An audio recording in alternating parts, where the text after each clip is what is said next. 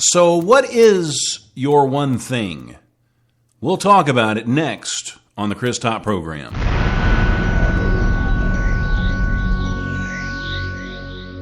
The Top, broadcasting worldwide on iHeartRadio and Spreaker.com.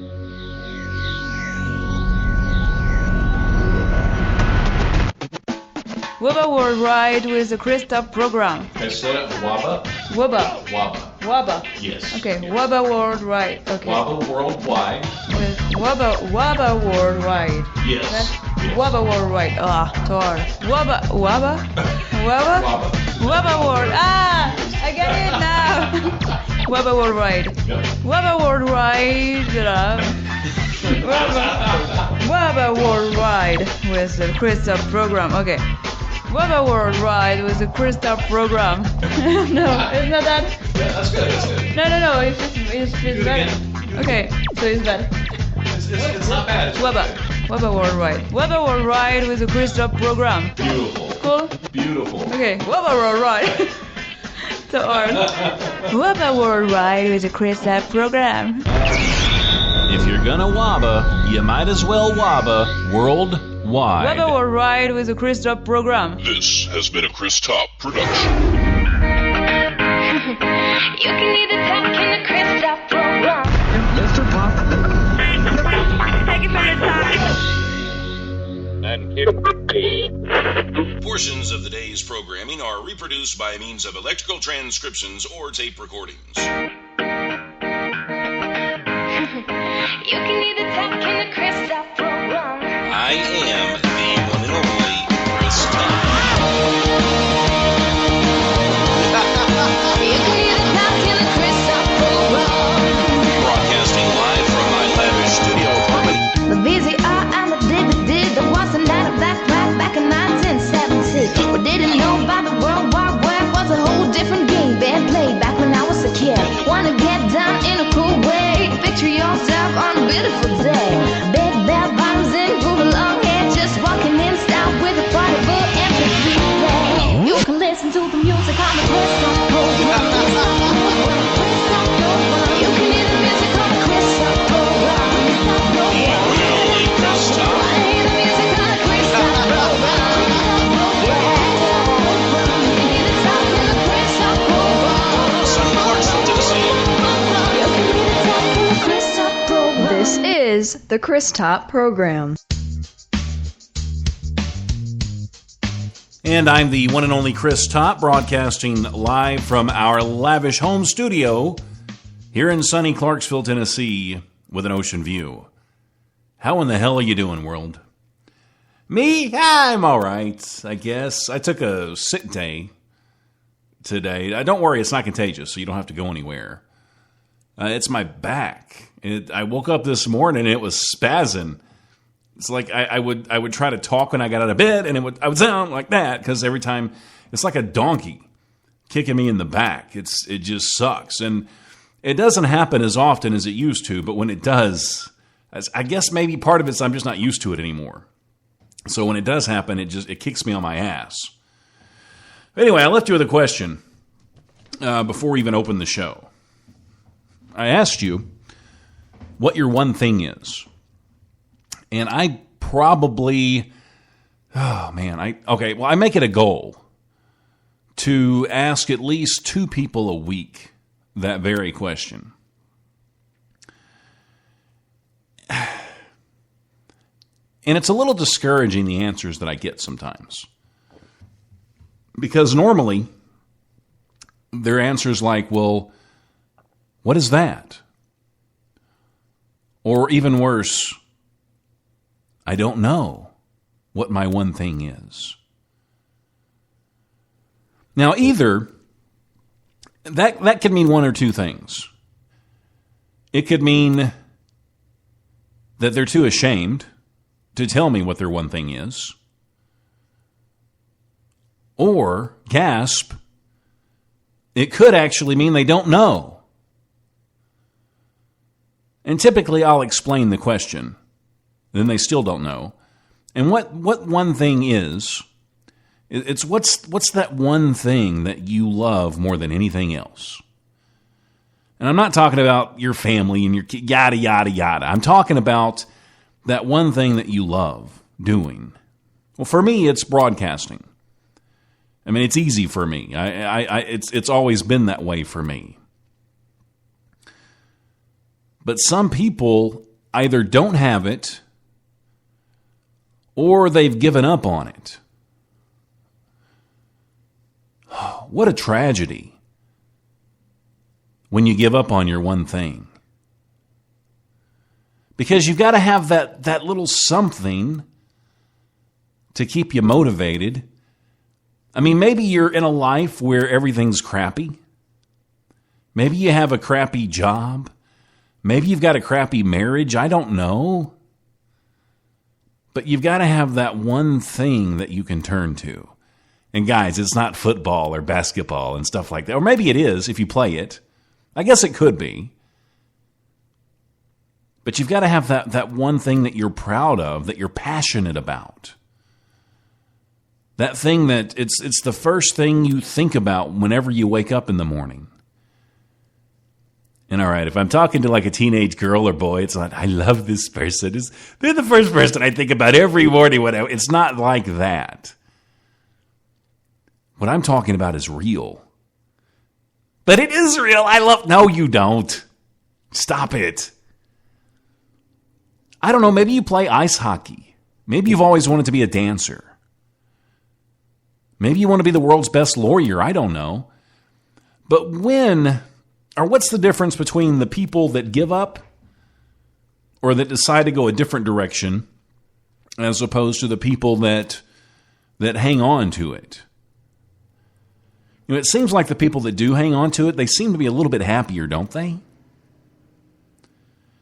And I ask myself this question a lot because on the show, we typically interview a lot of up-and-coming performers, artists. And a lot of these cats, man, they hung on to it. A lot of them just left everything they had behind, moved to Nashville with a car full of whatever they own, and they live there and they do their best to try and make it in that industry. So what's the difference between a person like that and then the person that just gave up? Is it the parents? Because I know most of the time parents are going to say, well, why don't you just stop it? Get a real job. Why don't you grow up? Why don't you be a dentist like your Uncle Bernie? Why don't you be a dentist like him? Settle down, get a wife and some kids and stuff. So is it that or is it the parents that encourage the kids? Now, if they ain't got no talent, that's one thing. But I mean, I feel like whenever I ask the one thing question, I think people lie to me. I think they know exactly what it is, but they gave up and they're too ashamed to talk about it. Maybe you weren't the best. Maybe you could have been the best if you just tried a little longer or practiced. But I guess who I'm talking to today are the people that maybe don't know what their passion is. How do you find it? How do you get inspired? I mean, I think that's a pretty good question. Right now, I'm looking around my social media. I know, I get sidetracked sometimes. But I want to say hi to everybody on Twitter. I want to say hi to everybody on the ChrisTopProgram.com, people that are listening on Facebook and Stitcher, iHeartRadio. If you're listening to those shows, those are going to be archive shows that you're listening to later, so you can't really join the voices in my head. Now, if you'd like to join the voices in my head, all you have to do is go on over to the ChrisTopProgram.com, sign up in the chat, and you can join the voices in my head like Schoolie. And yes, you're in the right chat, Schoolie. Don't be so uncertain of yourself. All right, Schoolie. Let me ask you the question since you're here. It's just you and me. We're just hanging out. Maybe not the coolest kids in school, but we're just chilling. So I look at you and I just say, Schoolie, what is your one thing? And I think I already know because Schoolie and I, we went to to school together and we worked together and stuff like, I guess I graduated. I can't really say I went to school with you, but it feels like it. It feels like I've known you that long. So I didn't really go to school with you, but we did work together for quite some time. So I guess we went to the school of life together. But if you're just tuned in, we're talking about that one thing in your life. What do you wake up every morning feeling passionate about? What do you wake up every morning thinking, man, this is what I love doing. This is what makes me me. And some of these artists that I talk to, they know that music is their first love. Whoever dates them, whoever wants to date them, has to understand that they're going to be in the back seat when it comes to their music. And that's what makes them successful. So if you are trying to find your one thing, how do you go about it? Well, maybe you have to think about things differently. Maybe you have to ask questions in a different way.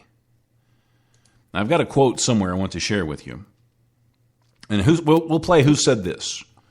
And don't Google it because that's cheating. All right, now here's the quote. To raise new questions, new possibilities, to regard old problems from a new angle requires creative imagination. So who do you think said that? It's got to be somebody that's extra creative, right? Scully says, my one thing is trying everything I can. I hate being predictable and one-sided. I'm passionate about living and trying new things. Well, that's good, and that's a real answer. And see, it doesn't mean you have to be an actor or a dancer or a painter or anything like that. Your one thing could be something that I've never thought about. But everybody has to have it, because if you don't, you're going to be miserable. You're going to be miserable your whole life. I don't care if you're poor or you're rich. You're going to be miserable if you don't have that one thing. As you know, life, it's not a love story. I mean, you fall in love, you get married, but then after a while, and I hate to break this to you, I hate to break this to you if you haven't heard this yet, but a lot of times marriage becomes more of a business relationship. And you can't really always depend on people to make you happy. If you're depending on somebody to make you happy, eventually they're going to let you down. So you've really got to be strong within yourself, and you've got to have that one thing that drives you and that pushes you forward and makes you want to be a better person. Scully says, but if I had to pick one thing to do, it would be to make art every day and writing. I love to use the written word and express how I feel. So, you can be a writer and not necessarily be a great writer. You can write for yourself. I mean, I had some of the best therapy of my life when my son Christian was in boot camp. And the only way I was allowed to communicate with him was through writing letters. So once a week I would sit down and write this long descriptive letter.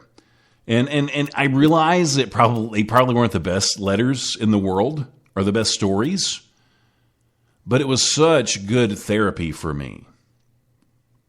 And I feel like it probably even brought me a little closer to my son than I've ever been. So what inspires you? Well, one of the tricks that I use, and the letters actually kind of helped me with this. You have to sometimes go back. You have to go back into your memories, and then you have to recall when you felt inspired. I mean, I can remember young, just being a little kid and just playing when you don't have any worries. You know, when you're not worried about paying the bills. When you're not worried about making rent. I mean, if your heating and air breaks down, you're not worried about trying to get that fixed. You know, when you don't have all of these negative things racing through your mind, it's a lot easier to get inspired, isn't it? So I'm getting sidetracked, but maybe it's good sometimes just to disconnect with the world. Just to let your mind go a little bit and let some of those positive thoughts just kind of flow in your head. But anyway, go back to your memories and recall the times when you felt most inspired. There had to be, I guess, a common thread in there somewhere. I mean, was it, maybe there was quality, or it was the quality of the friends that you had that inspired you. Maybe for my generation, it was being around and living before technology really took over.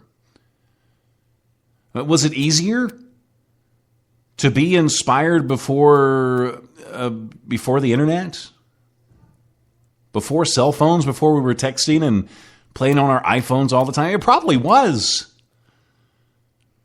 And I don't think there's really any turning back from any of that.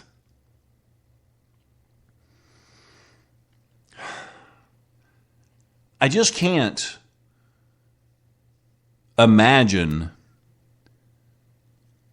waking up in the morning and not having that one thing that's mine. That one thing that makes me special. That makes me unique. I know, we're all unique. I get that. But we all have these talents that sort of set us apart. So what's the difference between the people that move on and get a real job and the people that pursue them? I'll never be able to answer that question, because you've got some kids that grow up with parents that are very encouraging, and then you have some kids that grow up and their parents kicked them out of the house when they were 16. And for one reason or another, they're still geniuses. Right? So look at what inspired you in the past. And if you can remember, if you have a better memory than I do, if you can remember what that was, then try to apply that to your life now, maybe. Because it's probably missing, whatever it is. I mean, maybe you can stay away from Twitter and Facebook for a couple of hours and just see what happens. Maybe it'll help you find that one thing. Now, what I'm going to say next, I want you to listen to this very, very closely. If you don't take anything else away from this broadcast today, I want you to remember this. Well, okay, before I do that, I'm going to take a little break. Just because I got to pay some bills and stuff. You know how it is. You know how it is in the real world. You're absolutely positively in the right place. This is the Chris Top Program. The Top, broadcasting live to at least 3 people on Spreaker.com.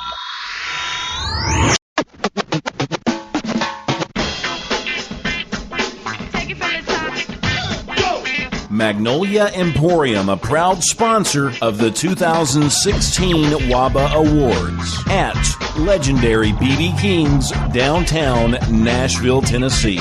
The Chris Top Program, working on being awesome worldwide with a little help from Magnolia Emporium and BB King's.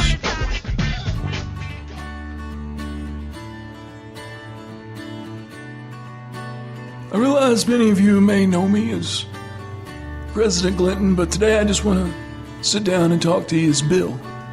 Hillary Clinton's not only a wonderful human being, but she's a great wife, she's a great patriot, she's a great American. She'd make a fine president in 2016. I mean, hell, if you think about it, it's either her or a f***ing socialist. And I understand the Democratic Party doesn't really have a whole lot going for it. I mean, either one of the candidates could die any day. They both got the posture of a shrimp cocktail. I know the Democratic Party is supposed to be the diverse party. It's kind of weird because when you look at it, the Republicans have one white man, the rest are black and Hispanic. The more I think about it, there's really not a good reason to vote for Hillary or Bernie Sanders. Except for this. I need you, the American people, to move Hillary into the White House, because I'm just going to stay home. move Hillary Clinton into the White House as President Clinton and give me, Bill, my last couple of years of freedom. Honest to God, I've had sexual relations with just about every woman on the planet except for Hillary. And you blame me for wanting to stay away from that? I mean, look at her. I mean, she was halfway attractive back when I was president, but back then I was too busy sleeping with girls a third my age. Hillary Clinton, President 2016. And this message probably isn't approved by Hillary, but she doesn't approve anything I do. Oh, I do remember the first time I met Monday's Mona Lisa. They were just getting started. Nobody had a clue who they were. I remember talking to the guys about a song they were writing at the time. I mean, they were big fans of the Chris Top program. Who's not, right? So they were writing a song about covering up a picture of an ex-girlfriend with the Chris Top program logo. I said, guys, that's really flattering, but why don't you try Katy Perry instead?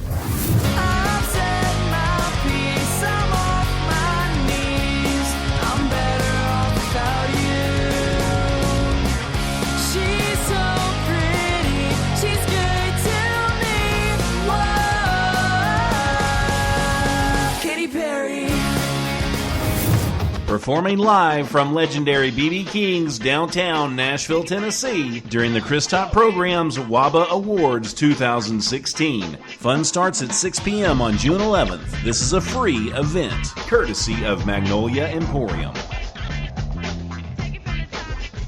This has been a Chris Top production. You can either talk in the Chris Top program. Mr. Pop. Take it from the top. And I'm the one and only Chris Top, king of all dorks. That would be self-proclaimed king of all dorks. Down under, or I guess I should say south of the border, I'm known as El Dorco. In many parts of the world, I'm very ashamed of it. I'm known as the Great Dork Tater. My geek friends, they call me Dork Vader. But I appreciate you guys tuning into the show today. It just makes me feel so good. It really, really does. And even if you're not listening live, which a lot of people don't listen live anymore, it's more of an on-demand kind of thing. We all have our own lives, and we all do our own things. I get it. But I do appreciate you listening on iHeartRadio and Stitcher and all those places. I want to say hi to Dylan and Sarah tonight. That actually comes from Schoolie. She says she's glad that she looked at Facebook and she saw that that I was going live tonight. You know what that says, Sherry? Can I just call you Sherry, because it feels weird calling you Schoolie? It just it means that it's Friday night. It's not even 9 o'clock yet, and we're both at home. What is that about? See, back in the day, you wouldn't have caught us at home like that. But now it's like, yeah, we're getting old, got to go to bed early. Hell yeah, it was easier. I love technology and Candy Crush as much as the next person, but I love disconnecting. And Sherry says she has a real job, but it pays the bills. She says she can't wait for the day that she has the job that makes her happy. And I guess that's something that we all look forward to. Oh, you don't have to say it out loud. You don't have to tell everybody we're old. I feel old today. I hurt my back. I had to buy a new vape. I know I'm getting sidetracked. I left you hanging, but I'm going to go back to it. I had to get a new vape pen today because, I haven't smoked a real cigarette in over a couple of years. But all right, so I told you my back was hurting today. So part of my self-therapy, whenever my back hurts, is I like to sit in a hot bathtub. Okay, don't laugh at me, okay? Because if you know me, you know I do that regardless of whether or not my back hurts. And I'm not a chick, but I do embrace my feminine side on a regular basis. So I'm sitting in my bathtub, and the water's just, it's hot and it feels good on my back. So I'm sitting there and I'm vaping, and I set the vape pen down. Where I don't really sit it down. I have it in my hand. But I kind of got my hand sitting on the side of the tub. So I'm just laying there and I'm listening to some music, just really, really soft like classic. I think it was Bolero or something. I'm listening to music, and what does Chris Top listen to while he's in the bathtub with his oils and his candles? He listens to Bolero. So I'm sitting there, and I'm falling asleep, and all of a sudden I hear blip, and I wake up because I feel something hit my thigh. And I look up, and there's no vape pen in my hand. So I'm like, oh, crap. And I reach down in the water, and I pull it out, and the display is still working. So I'm like, oh, thank goodness. And then it just kind of fizzles out and goes away. So I'm sitting there shaking it and trying to blow in it, and it's not working. So with a hurt back and everything, I had to get in my car, or my SUV, I guess, and I had to go get another vape pen. And I didn't want to spend money on another vape pen, but I didn't have a choice. But I you'd be proud of me because I didn't go immediately. It probably took me 3 or 4 hours before I went. So, I mean, back in the day when I smoked cigarettes, I wouldn't have been able, I wouldn't have lasted that long. But anyway, I do want to say hello to some of the... Oh, I shouldn't talk about my baths on this show. I really shouldn't. I want to say hi to some new Twitter followers. Joe Calivia, is that even how you say your name, Joe? I don't know. Homefront, Emberland, U.S. Veterans Radio, the CM Beat, Sandra, Patty McClintock, and Jamie. I want to say hi to all of you, and I appreciate you guys following us on Twitter for sure. And I saw Tegan. I don't know if you've heard Tegan on the show before, but she's like this little superstar now. She opened up for Hunter Hayes today, and she had a live show on Facebook, and I got a chance to check that out. And hopefully I'm going to see her at the CMA Fest this year in Nashville in June. But she got to open for Hunter Hayes today, and it's just amazing because while she was performing, I want to say hi to Kimberly Hawks as well. And as she was performing, the chat, you couldn't even keep up with it. And by the end of the chat, there was like 6,000, almost 7,000 views. So that's what a lot of talent and an appearance on Good Morning America will get you in the USA Today. But she has come so far since last year. And she actually sent us an autographed electric guitar last year. So I thought that was pretty cool. Maybe it'll end up in the Smithsonian one of these days. Who knows? I don't know where guitars go. After I'm dead and gone, I don't know where guitars end up at. I have no clue. Okay, now the one thing... Well, not your one thing, but the one thing that I want you to take from the show today. And I want you to listen to this. All right? Learning to live with uncertainty while striving for awesomeness. And if you don't want to use the word awesome, you can use the word perfection. Because it's kind of the same thing, right? Are we ever going to get there? No, we're not. But we can always strive for it. So learn to live with uncertainty while striving for awesomeness, or while striving for awesome. Now, inspiration, it's like it lives between the two spaces of uncertainty and perfection. You ever thought, isn't that cool?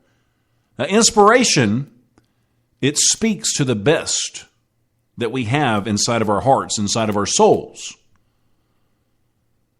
And uncertainty, it's the messiness in our lives. It's the bills. It's the broken relationships.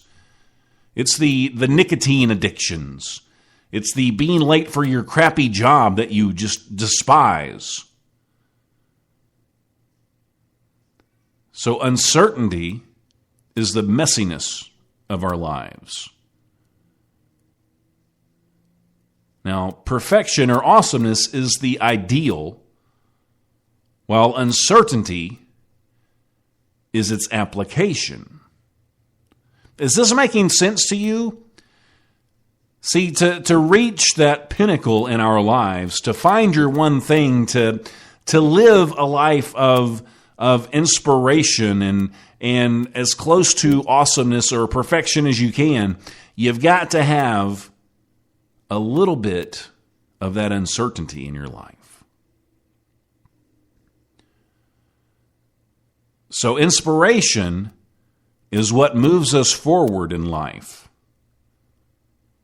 through the uncertainty and toward the ideal, toward the awesomeness, toward the perfection. We can get close to it. Think of being awesome or perfection like a bug light, and you're just a little bug. You're a little moth, and you're flat. Oh, I want to get to the light. I want to get to the... Bzz. See, that's the worst analogy I've ever used. Okay, you want to get as close as you can, knowing you're not ever going to get to it. So let me say it again. Inspiration is what moves us forward in life through the uncertainty and toward the perfection. I'm giving you a second to write that down because it's pretty deep stuff. So if you can live a life knowing this, if you can live a life asking questions in different ways, if you can figure out ways to type into little threads of inspiration on a daily basis, then you might have a better chance or a better shot at finding that one thing, that one very important thing that we need in our lives to keep us from going crazy, to keep us from feeling crappy every day. Sherry says, every time you jump into an endeavor, you're uncertain. If you were certain of the outcome, there would be no point in jumping in. So you can use uncertainty as a fuel.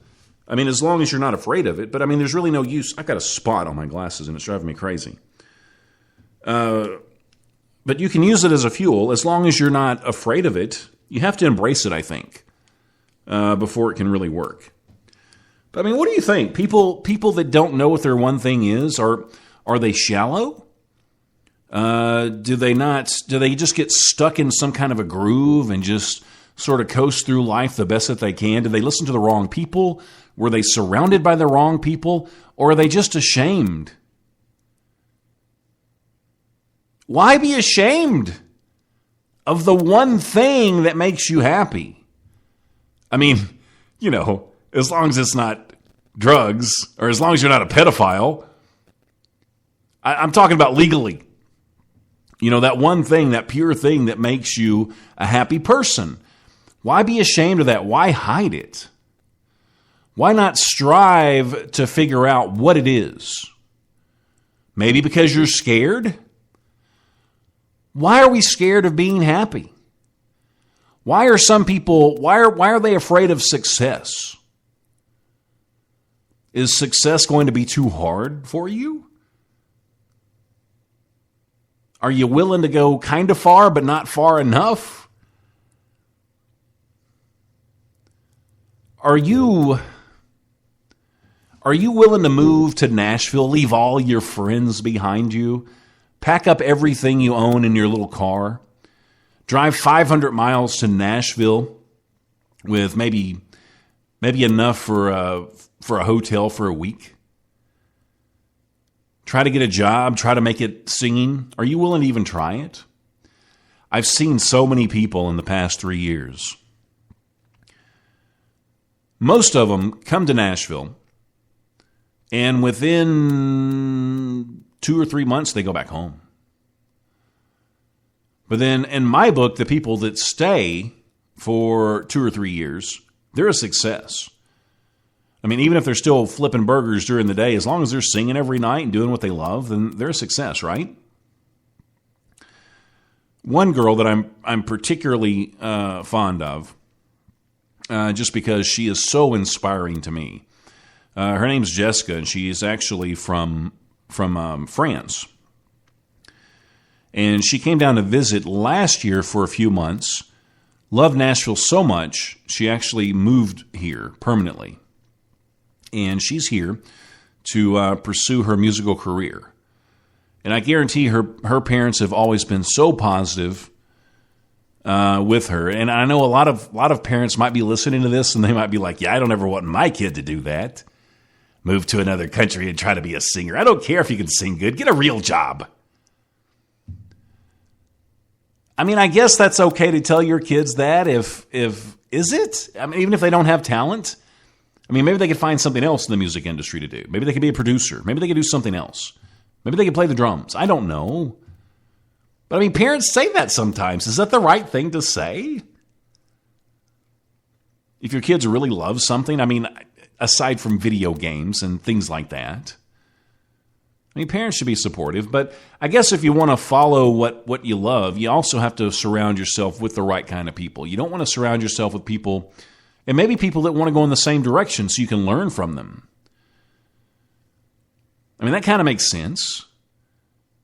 But it's important, I think, in our lives to surround ourselves with these positive, like-minded people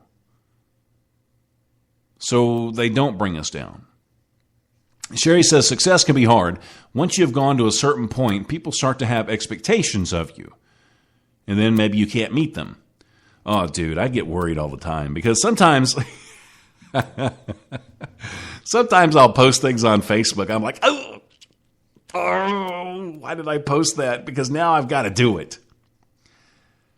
And I'm talking about this 24/7 radio deal that I'm doing. I'm going to do it. So here I go again talking about it.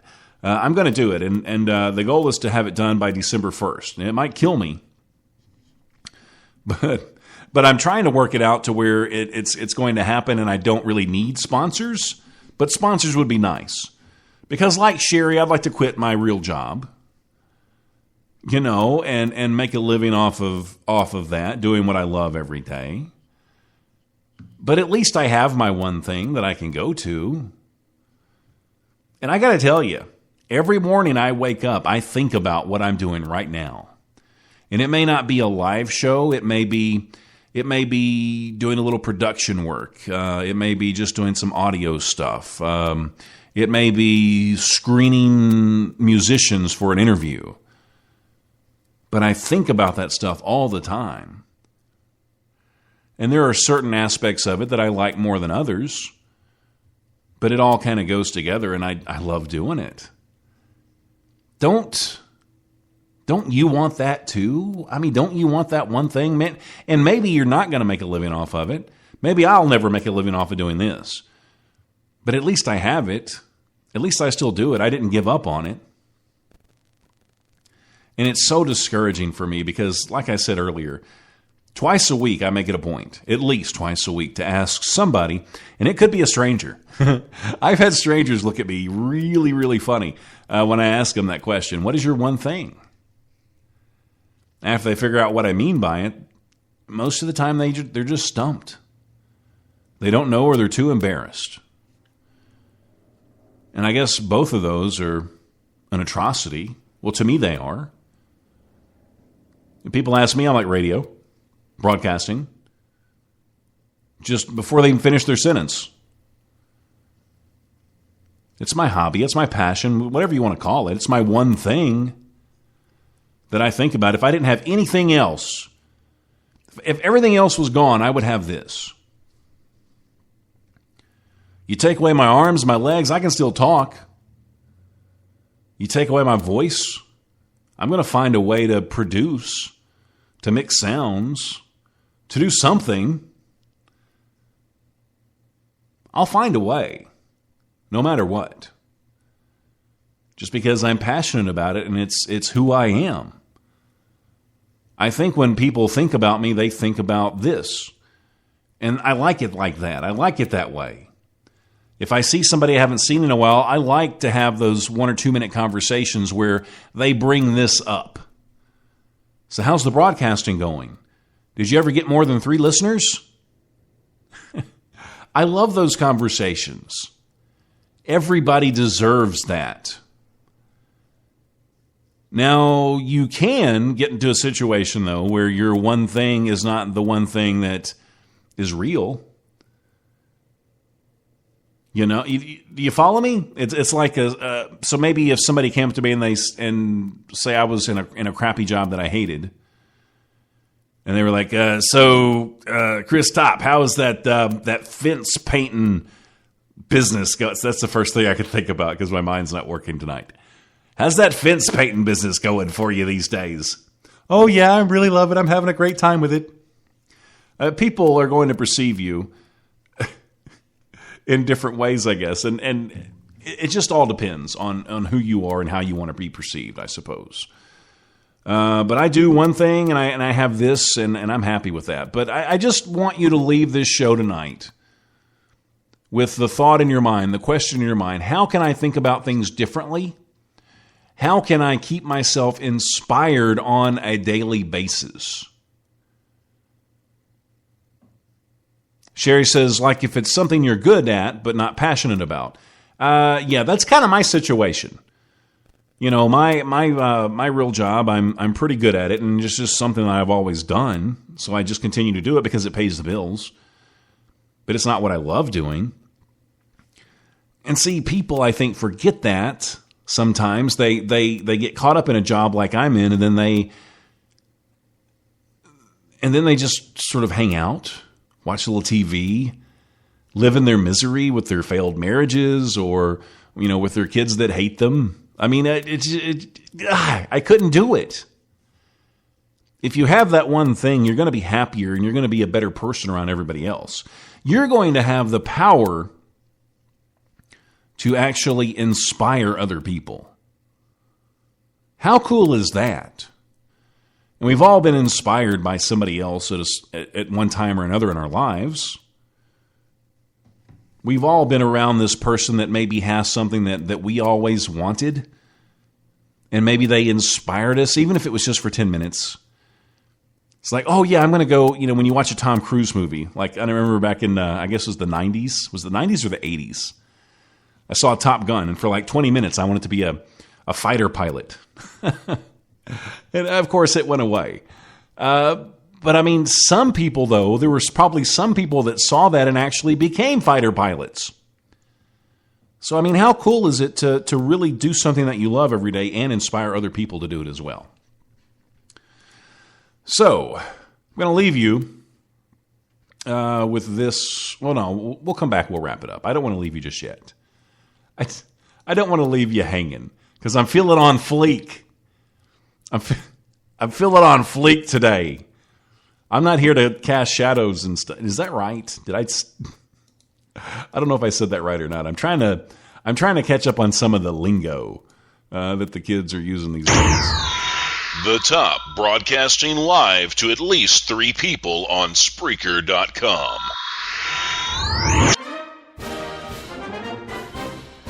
Hey, this is Bernie Sanders. I want to invite everybody to feel the burn the next presidential election. People ask me all the time, Bernie, where did you get the idea for Feel the Burn? Well, one day my prostate was just on fire. It was smoking. It was on fire. I mean, really, honest to God, it set off the smoke detector in my house. A lot of people think I'm the only candidate that tells the truth. Well, I'm going to be honest with you starting right now. I'm not really a socialist. I'm a full-blown commie. I'm a commie bastard. Hillary's not telling the truth either. She's not a progressive Democrat. She's a socialist. But none of that matters because the kids, they love me. I'm like everybody's Uncle Bernie. Put me in the White House, you won't have to pay for your college. I'll give you free medical. Hell, I'll fix it to where you never have to work another day in your life. You can just sit around all day and do what kids do, play Pong and stuff.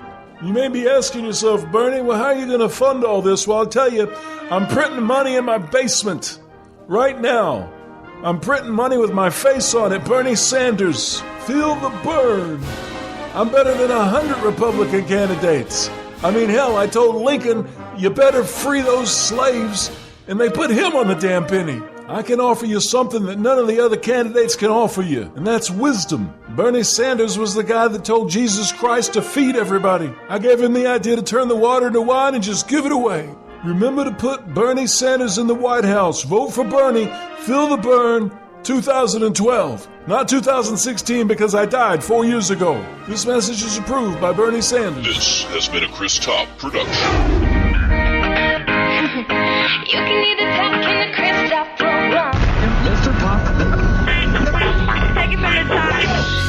Was Elena cool when she first started? Oh gosh, she's gonna kill me if she hears this. You're not recording this, are you? Well, no, she wasn't really cool at all before she was on the Chris Top program the first time. But luckily she was on the show and, well, we took care of that. I mean, sort of. Why you gotta talk that trash? Shouldn't be throwing stones way up in your house of glass. What you gonna do when it all comes back? End up eating broke cause you talk that trash. Hey, hey, oh, why you gotta talk that trash? Performing live from legendary B.B. King's downtown Nashville, Tennessee during the Chris Top program's WABA Awards 2016. Fun starts at 6 p.m. on June 11th. This is a free event, courtesy of Magnolia Emporium. This has been a Chris Top production. You can either talk in the Chris Top program. Take it from the top. You know, I don't quite want to go yet, and I can do that because this is my show.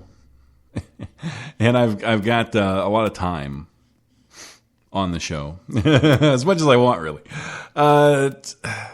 It's weird, though, the places that you find inspiration. Because I wasn't going to do a show today because my back's hurting, and I'm like, I'm just going to go lay down flat. Probably what I should be doing anyway. And just watch a little TV. But then I saw a picture today. I was doing some audio clips, working on some audio, and then I saw a picture. It was from that little, it's this little group that I belong to on Facebook. It's, do you remember Clarksville way back when, or something like that? But occasionally these pictures will pop up that people post from forever ago. And I saw one, and it was a picture of Clarksville, of a road that we have here in Clarksville, going up toward New Providence, and the picture was dated from 1939. And when I see pictures like that, am I alone in this? But it does something to me. I mean, that's way before I was born. I believe my mother was a year old at the time. But I saw the picture, and the first thing I thought was, well, that's the year Wizard of Oz and Gone with the Wind came out, and then I sort of put myself there, and I thought, well, what would I be doing in 1939? And I think I'd be doing the same thing I'm doing now. Not with the technology that I have now, and I might just be broadcasting in a cup with a string on it to somebody else, but I'd be doing the same thing. And I thought about that, and then that inspired me to do the show. So it's just weird, I think, where inspiration comes from. And I do want to share something else with you, and I did this a little while back. And I thought about just telling the story, but then I thought, well, I'll just play it for you. Because when you think about those times that you were growing up, those times that did inspire you, and you can find those little moments, those little pieces, and apply those to your life today, then it helps to keep you, I think, on the right track. Or it does me anyway. One year before the big graduation day, a gallon of gas was 91 cents, and I couldn't stop listening to Guns N' Roses. Big Hair was in. Speaking of Big Hair, I could afford to see Big twice at the movies because tickets were $3.50. Welcome to the summer of 1988. Life was good to me that particular year. My first car was a 1971 Volvo. My brother Larry tried his best to make me believe it was a cool car. Looks a lot like a Mercedes, he told me. I believe it lasted about a week before falling apart on the way to work one day. I ended up buying Larry's 1985 white Cutlass with a vinyl roof. I'm guessing he gave me a good deal because he felt bad about the Mercedes. That Cutlass was sweet. The first thing I did was purchase some shiny rims and install a decent radio. Summertime, here I come. My group of friends were the best. We may not have been the most popular kids around, but we had swag. I surrounded myself with a pretty smart bunch of guys. They say if you hang out with the wrong crowd, people automatically assume you're some sort of a hoodlum. I'm not sure if there's any truth to that. I can, however, tell you that when you hang with the smart kids, everyone believes you're a genius. This put me in some awkward situations. I spent a lot of time trying to convince my peers to cheat off someone else because they were going to fail. So I was classified as one of the nerds. I was totally all right with this. Let's be honest, I could have been called much worse, so I wore it as a badge of honor. Looking back, the title of dork would have fit me much better anyway. A young man can only sit around with his buddies talking about girls so long before finally working up the nerve to make a real move. Trust me, we talked about the opposite sex all the time. Sure, we hung out, we went to Funland, that was an arcade, and we worked the bowling skills often. We were teenage boys, so we were amazing at multitasking. I could pick up a spare easily while talking about Cindy, who I would finally talk to this year. I could break my old Gallagher record while describing how perfect we would be together. The whole group knew it was all talk. Each one of us was guilty. None of us could ever work up the nerve to ask a girl out. I guess when a guy beats himself down so much, it has the opposite effect sometimes. We get to the point of totally giving up, then something beautiful happens. Inspiration hits us like a fat kid hits the candy store, and we finally grow a set. I had made up my mind to make the call. I was not going to wait for the new school year to start. I was prepared to start my very first summer romance with her, with Cindy. I could read a phone book. I knew what street she lived on. We had entered the friend zone my junior year, so I had a few details. This was way before Facebook, so I had to do things the hard way. I dialed the first digit with confidence. Okay, Google rotary phone if you don't know what that is. By the time I was on the last couple of numbers, my confidence was barely strong enough to hold the receiver to my ear while I dialed. I recall how mortified I was when the ring sounded off. I can remember saying to myself, she must not be home, and prepared to hang up. With each ring, I relaxed a little bit more, thinking she would not answer. Out of nowhere, I hear the sweetest sound on the other end. "Hello," she said. Immediately, I slammed the phone down. That was enough. That was it. My heart was pounding. My hands wouldn't stop shaking. Damn it, I'm such a loser. Looking back at the summer of 1988, I realized how wonderful it truly was. I had my friends. I had the car.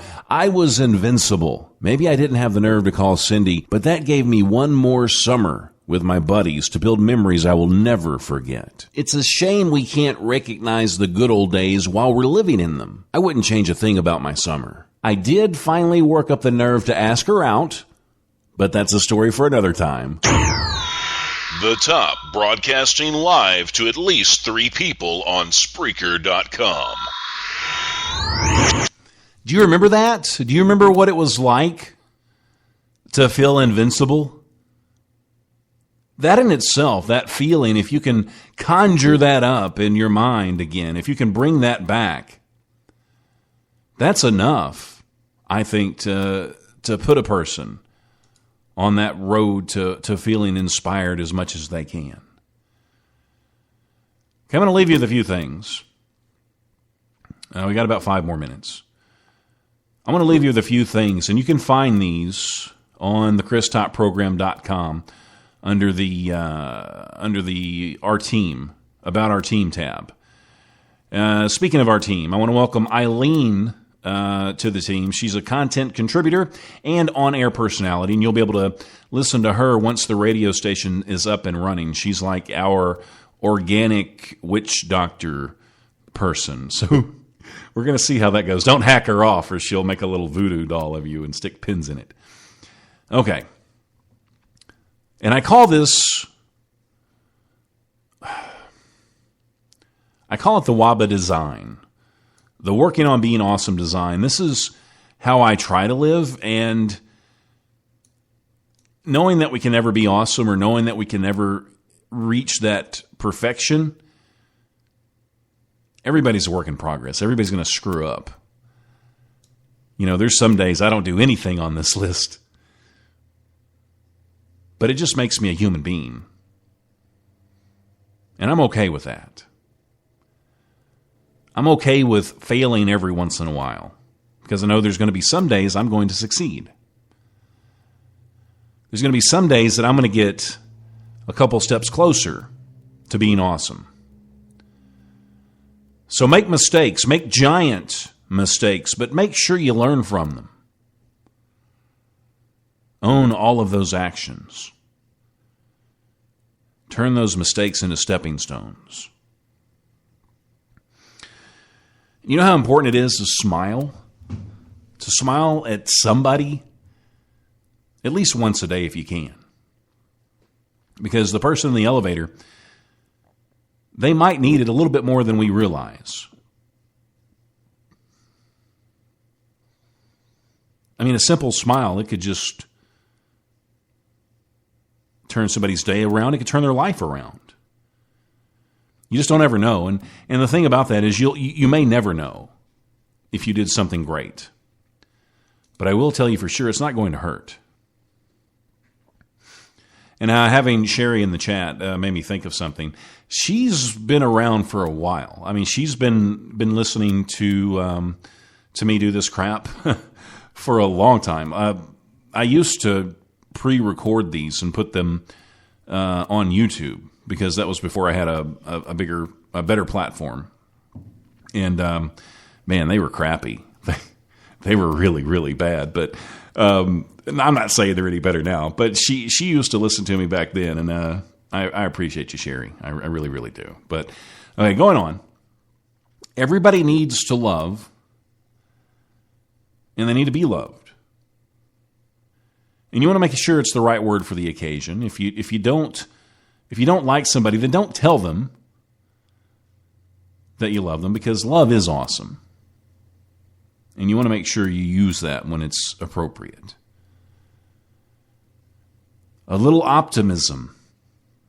I think a lot of my friends view me as Mr. Optimistic. And I like that. I really like that because sometimes it's the truth. And sometimes it's a big fat lie, but I'm good at faking it too. And I think sometimes if you have to fake it, then you end up being in a better mood or being more optimistic. And I'd much rather fake it than have somebody think that I was in a bad mood. I mean, wouldn't you? It's not always easy to forgive somebody, but it's a pretty awesome feeling when we can. I'll never be as forgiving as Jesus, but it's certainly something to strive for. And when you share your time with people who are important to you, try to remember that that's not a one-sided thing, that they're doing the same thing with you. So listening to friends or possibly helping a family member out during some difficult times is always an awesome act of kindness. And something that I have a continuous battle with is not taking people for granted. And I think that's just a normal thing for a person. But it's something that I strive to do better on, and I think it's something good for me to work on for sure. And I've talked about this in the past in great lengths and on. I've made 3-hour-long shows about not taking people for granted. But you never, ever, ever want to assume that someone or something special to us is always going to be around. You want to be thankful and never take life for granted. Ever. You want to remember what is important. I mean, think back to those times where you were in an argument with somebody that you love. And say you're arguing all night, and then you get to the point where you don't remember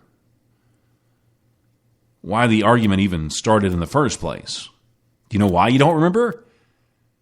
Because it wasn't important. And I'm trying to give you some insight on what I do. What I do to try to stay inspired. What I do to try to push myself. You know, I don't do shows as often as I used to, but I always want to do them. And there's some days where I have time to do them. And maybe I get sidetracked, but when I start doing the show, it's like the best thing. It's the best therapy ever. Do you remember your first kiss? Do you remember how it felt like the magic of Christmas? Maybe rolled up with the excitement of Independence Day just crammed into your lips? Well, you can experience those awesome moments as much as you can. Now, and it may not be a kiss. That's just my example. It could be driving a race car. It could be riding a horse. It could be shooting a bottle rocket. But try to experience those little first kiss moments as much as you can. And by all means, let everybody know that you're a work in progress. Let everybody know that you are working on being awesome, that you are trying to get as close to that, to being perfect as you can, and not perfect in general, not perfect, not a well-rounded, just perfect person, because that's really impossible. I'm talking about as close to being perfect as you can in your one thing. Maybe you're a guitar player. And if you're like me, I'm never, ever happy with any of my audio, with any of my broadcasts, because I go back and listen, and when I'm finished with it, it's like, man, I could have done that so much better. But I think that's just something that creative people are stuck with. And that in itself can be inspiring to do it again, to do it better the next time. Not necessarily a mistake, but always striving to be better. But if you always tell others that you're working on being awesome, then maybe some of your friends will do it too. Maybe it's contagious. And please remember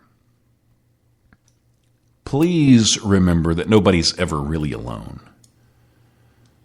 There's always somebody to talk to. Hopefully there's always somebody that's going to listen. That's what I hope every day when I do a show. And just remember that we're all a work in progress. I don't take any of you for granted, because there's a million other things you could be doing, but guess what? You chose to listen to me, and that makes me feel pretty damn good. It really, really does. I do want to go back and I want to say a few things that Sherry said. Do you want something, Sherry? Because she's being like super nice. She might be drinking wine. She said the show's not crap. She loves the Chris Top program. I need to get you back on the show sometime. We'll have to Skype it in, and we'll talk about stuff. She says the whole name of the game is being nice. If you can't be nice, be quiet. That sounds like advice that my mother would have given me. But I was always nice. I didn't have to worry about that. After my work week, you were hitting the nails on the head tonight. Well, thank you, Sherry. I appreciate you, and I certainly don't take your friendship for granted. I really, really don't. And like I said, I don't take any of you that are listening for granted, whether it's live now on Spreaker, on the ChrisTopProgram.com, or a week from now on iHeartRadio, Stitcher, wherever you're listening. I certainly don't take you for granted, and I can't thank you enough for listening to my little podcast. So stick around. Big things coming with the 24/7 radio station. That's going to be a lot of fun. We're going to play indie music and indie music only. My goal is to run this as if it were a terrestrial radio station in my hometown. So hopefully you'll be hearing a lot of local sponsors. But the cool thing about it is it's not just limited to my hometown. It's going to be worldwide. So we're going to have different kinds of music. There's no telling what you're going to hear. But I'm doing this for people that are tired of listening to the radio in their car to the same 3 or 4 or 10 songs every hour. Don't you get sick of that? And with the way technology is going, you can listen to WABA radio, WOBA, and those aren't call letters. It stands for Working on Being Awesome. You can listen to that in your car while you're driving through Bluetooth or whatever. You can listen to it while you play your Xbox. You can take it with you wherever you go, and you won't lose the signal like you will on a regular radio station. And it's going to be legit. And I'm pretty excited about the studio. I'm hoping by October it's going to be cosmetically ready. And then by December, December the 1st, we hope to be up and running, so we'll see how it goes. Going to try my darndest, so we'll see what happens. So until I broadcast again, please remember this. Life is good, and I'm gone. Maybe dark things might be looking grim. I guess it's time